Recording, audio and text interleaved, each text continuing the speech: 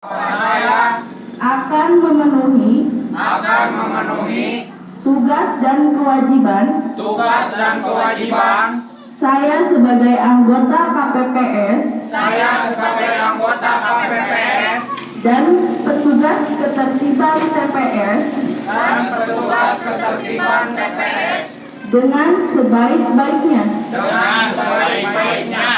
sesuai dengan peraturan perundang-undangan dengan berpedoman pada Pancasila dan Undang-Undang Dasar Negara Republik Indonesia tahun 1945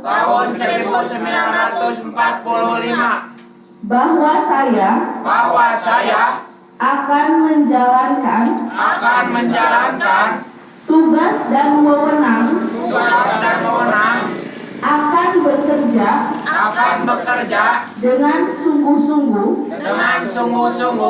jujur, adil dan cermat demi suksesnya pemilihan gubernur dan wakil gubernur. Tegaknya demokrasi dan keadilan serta mengutamakan kepentingan Negara Kesatuan Republik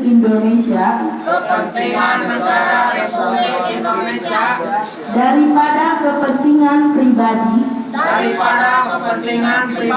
atau golongan. Selesai acara dibuka. Sekian dan terima kasih. bubar jalan. Untuk kelancaran kita buka dengan doa mulai.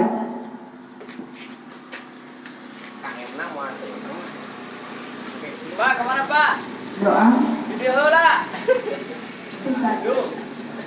KM mau ada setengah awewe gitu KM. Nah, budak baru teh ieu.